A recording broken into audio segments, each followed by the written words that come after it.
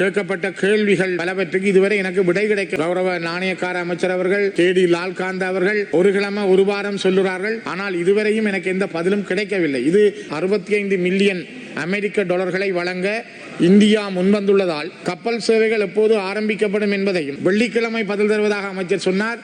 பிறகு இப்பொழுது இந்த கிழமை என்று சொன்னார். இந்த கிழமையும் இல்லை. நான் என்னுடைய கேள்வியை கேட்கின்றேன். பாராளுமன்ற நிலையற் கட்டளை 27(2) கீழ் போக்குவரத்து, நெடுஞ்சாலைகள், துறைமுகங்கள் மற்றும் சிவில் விமான சேவைகள் அமைச்சரும் பாராளுமன்ற சபை முதல்வருமான கௌரவ பிமல் ரத்நாயக்கா அவர்களை இன்றைய தினம் கேட்பதற்காக இலங்கையில் உள்ள கேந்திர முக்கியத்துவம் வாய்ந்த துறைமுகங்களில் ஒன்றான காங்கேசன்துறை துறைமுகம் போருக்கு முற்பட்ட காலத்தில் மிக சிறப்பாக இயங்கி வந்துள்ளது.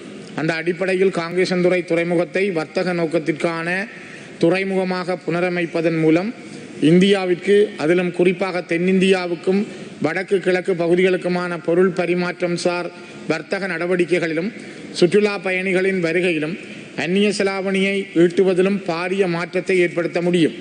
2009 வரையான 30 ஆண்டுகால யுத்தம் பிற்பட்ட 15 ஆண்டுகள் என கிட்டத்தட்ட 45 ஆண்டுகள் அபிவிருத்தியில் பின்தங்கியுள்ள வடக்கு கிழக்கு மாகாணங்களின் பொருளாதார வளர்ச்சியிலும் இலங்கையின் மொத்த தேசிய உற்பத்தியின் கடைசி பங்காளியாக உள்ள வடக்கு மாகாணத்தின் பங்களிப்பை அதிகரிக்கவும் காங்கேசன்துறை துறைமுக அபிவிருத்தி முக்கியத்துவம் பெறுகின்றது.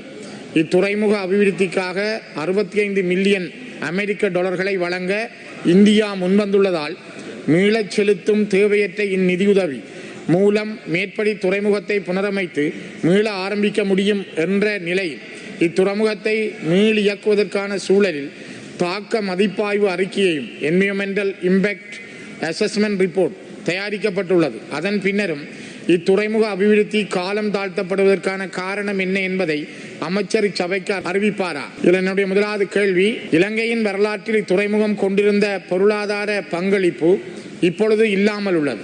இதனை மேம்படுத்த சுற்றுலா பயணிகளின் வருகையை அதிகரித்தல் மற்றும் உற்பத்தி பொருட்களின் ஏற்றுமதி இறக்குமதி மூலமான அந்நிய செலாவணியை ஈட்டும் திட்டங்கள் எவையேனும் அரசிடம் உள்ளதா? இரண்டாவது, இத்துறைமுகத்தை புனரமைத்து செயல்படுத்துவதற்கான முழு செலவையும் இந்தியா பொறுப்பெடுக்க முன்வந்துள்ள நிலையில் புனரமைப்பு பணிகளை மேற்கொள்வதற்கு காலம் தாழ்த்தப்படுவது ஏன் என்பதை அமைச்சர் அறிவிப்பாரா? இத்துறைமுக அபிவிருத்தியுடன் தொடர்புடைய சூழலியல் தாக்கங்கள் குறித்து இறுதி செய்வதில் தொடர்புடைய திணைக்களங்களின் கால இழுத்தடிப்புகள் காரணமாக உள்ளனவா? காங்கேசன்துறை துறைமுகத்தின் புனரமைப்பு பணிகள் எப்போது ஆரம்பிக்கப்பட்டு முடிவுறுத்தப்படும் என்பதையும் கப்பல் சேவைகள் எப்போது ஆரம்பிக்கப்படும் என்பதையும் அமைச்சர் இச்சபைக்கு அறிவிப்பாரா? ගරු නියෝජ්‍ය අමාත්‍යතුමා. ගරු කතානායකතුමනි, මේ සම්පන්න සම්පූර්ණ විස්තරයක් සහිතව පිළිතුරක් ලබා දීම සඳහා සති දෙක කාලයක් ඉල්ලා සිටිනවා.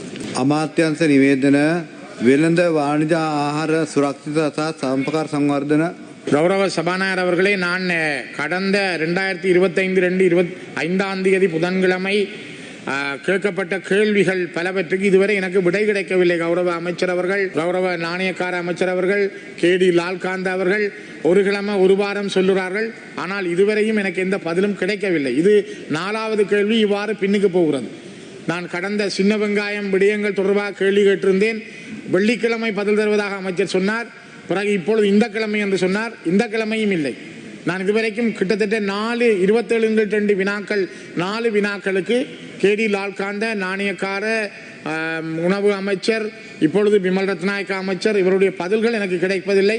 தயவு செய்து இது பற்றி ஏதாவது ஒன்று சொல்லுங்கள். ගරු කතානායකතුමනි, ගරු මන්ත්‍රීතුමාට පිළිතුර ලැබිලා නැති ප්‍රශ්න තිබෙනවා නම් අපි ලේකම් කාර්යාලයෙන් ඉල්ලා සිටිනවා කරුණාකරලා ඒ පිළිබඳව ආණ්ඩු පක්ෂ සංවිධායක කාර්යාලය හැකිනම් දැනුවත් කරන්න කියලා.